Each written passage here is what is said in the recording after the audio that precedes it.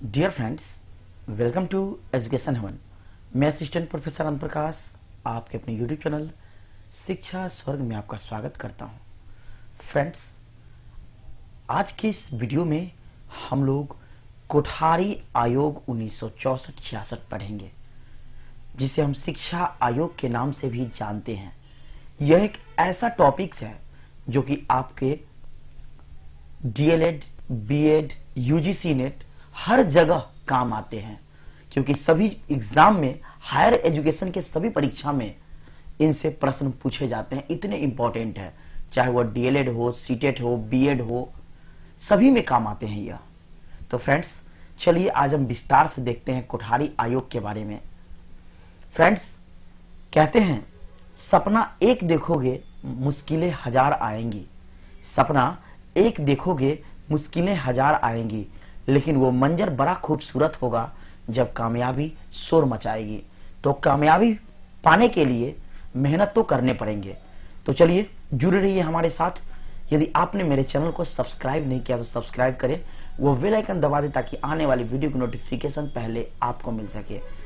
Friends, आज हम लोग कोठारी आयोग यानी कि शिक्षा आयोग 1964 से 66 क्या था, इसके उद्देश्य क्या थे, इसकी भूमिका क्या थी, सिफारिशें क्या थी, हर एक टॉपिक्स को अच्छे से पढ़ेंगे। तो चलिए शुरू करते हैं आज का यह इंपॉर्टेंट सेशन।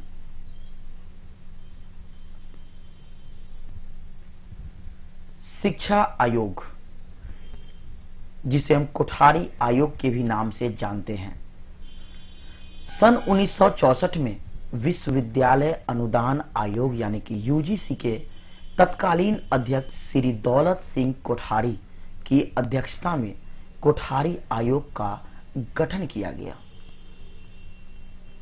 आयोग ने 1964 में अपनी रिपोर्ट सौंपी। इस आयोग ने भारतीय शिक्षा के सुधार के कई महत्वपूर्ण सुझाव प्रस्तुत किए। कोठारी आयोग ने शिक्षा के सभी स्तरों का विस्तृत अध्ययन करते हुए ये सिफारिश की। अब चलिए क्या सिफारिश देखते हैं। सिफारिश इनका पहला था, स्नातक शिक्षा हेतु 10+2+3 प्रणाली लागू की जाना चाहिए। यह इनका पहला था। सेकंड, माध्यमिक स्तर तक मातृभाषा अंग्रेजी एवं कोई एक अन्य भारतीय भाषा में शिक्षा प्रदान की जाए। कौन कौन? एक आपका मातृभाषा, दूसरा अंग्रेजी और भी एक अदर भाषा जो कि भारतीय भाषा से संबंधित होने चाहिए। नेक्स्ट सिफारिश से क्या थी? नंबर 3, परीक्षा प्रणाली में व्यापक सुधार किए जाने चाहिए, जिससे विद्यार्थी रटने के स्थान पर समझने का प्रयास करे। अब देखिए यहां क्या आया, रटने के स्थान पे बार बार ये आपके प्रश्न पूछे जाते हैं। तो कोठारी आयोग में जो है कहा गया कि बच्चों को रटने के लिए मजबूर न किया जाए, जो टॉपिक्स है उन्हें समझने पर जोर दिया जाए, यानी समझाने की कोशिश किया जाए। नंबर 4, विद्यालय व महाविद्यालयों की स्थापना की जानी चाहिए, यानी कि विद्यालय महाविद्यालय खुलेंगे तो बच्चे उसमें पढ़ेंगे। इसकी कमी उन्होंने बताया कि जितने मात्रा में पढ़ने वाले हैं उनसे विद्यालयों की संख्या, महाविद्यालयों की संख्या कम है, तो इसकी संख्या बढ़ाई जाए। नंबर 5, शिक्षकों हेतु रिफ्रेशर पाठ्यक्रम लगातार चलाया जाना चाहिए, यानी कि पाठ्यक्रम ऐसा होना चाहिए जो बच्चों को समझ में आए, जो लचीला हो। तो ये सब सिफारिशें कोठारी आयोग ने किया गया। कोठारी आयोग में इस प्रकार कोठारी आयोग ने प्राथमिक शिक्षा से लेकर विश्वविद्यालयीन शिक्षा तक अलग अलग सुझाव दिए, जिसके आधार पर ही स्वतंत्र भारत की प्रथम शिक्षा नीति 1968 में बनाई जा सकी।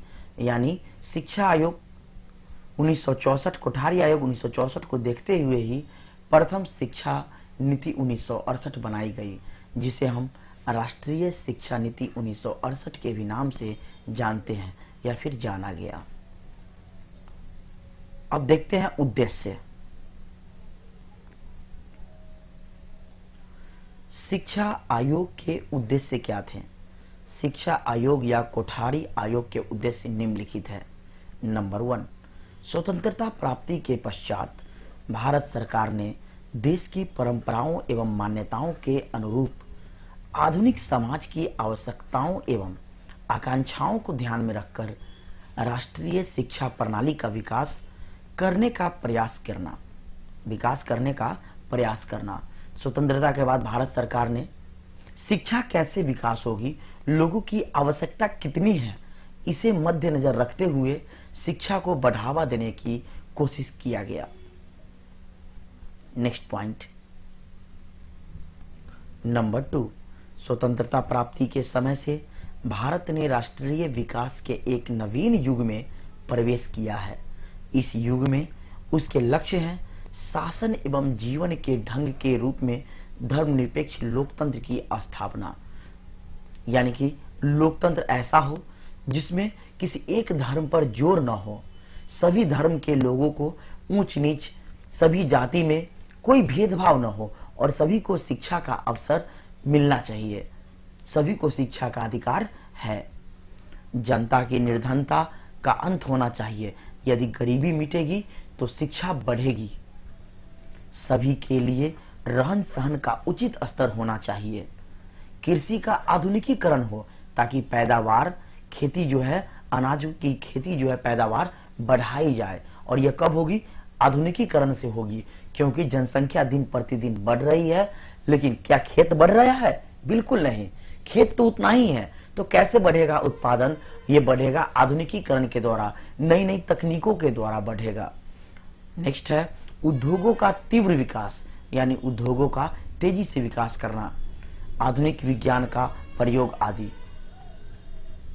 नेक्स्ट,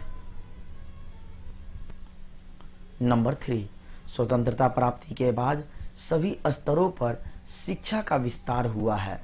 इसके बावजूद शिक्षा के अनेक अंगों के प्रति व्यापक असंतोष है। जैसे अभी 14 वर्ष की आयु के बालकों हेतु निःशुल्क एवं अनिवार्य शिक्षा व्यवस्था लागू नहीं की जा सकी है। फ्रेंड्स देखिए, ऐसा सभी राज्यों को केंद्र सरकार जोर देती है कि 14 वर्ष तक के बच्चों को निःशुल्क होना चाहिए। तो क्या सभी जगह निःशुल्क मिल रहे हैं? बिल्कुल नहीं। आप जानते हैं कि थोड़ा बहुत पैसा जो है परीक्षा फॉर्म इन सब में लिया जा रहा है, यानी पूर्ण रूप से जो है निःशुल्क नहीं हुआ है और अनिवार्य भी नहीं। आज भी 14 वर्ष से कम उम्र के बच्चे जो है फैक्ट्रियों में, कल कारखानों में काम करते हुए दिखाई देते हैं, जो कि उनका शोषण होता है उनका। अर्थात ये पूर्ण रूप से अभी भी जो है यह व्यवस्था लागू नहीं की जा सकी है, सक्सेस नहीं हुआ है। नेक्स्ट है आपका शिक्षा आयोग के गुण। कौन कौन से गुण हैं? तो शिक्षा आयोग के गुण निम्नलिखित हैं। नंबर 1, जन शिक्षा प्रचार एवं प्रसार के लिए व्यवहारिक शिक्षा का स्वरूप प्रस्तुत करना। नंबर 2, वैज्ञानिक प्रयोगों एवं अनुसंधानों को शिक्षा के क्षेत्र में उपयुक्त प्रदान करना, नई नई तकनीकों को बढ़ावा देना, नई नई शोध पर विचार करना। नेक्स्ट, नंबर 3, शिक्षा पर और अधिक धन व्यय करने की सिफारिश करना, क्योंकि आज भी जो निर्धन परिवार से आते हैं, दलित परिवार से आते हैं, जो निचले तबके के लोग हैं, वो धन के कारण, पैसों की कमी के कारण शिक्षा को ग्रहण नहीं कर पाते हैं। अर्थात इसमें कहा गया कि धन को जो है शिक्षा पर खर्च करने की जो है वृद्धि किया जाए धन की। नंबर 4, सभी छात्रों को प्रजातांत्रिक समानता के अवसर प्रदान करने के लिए आवश्यक सहायता प्रदान करना।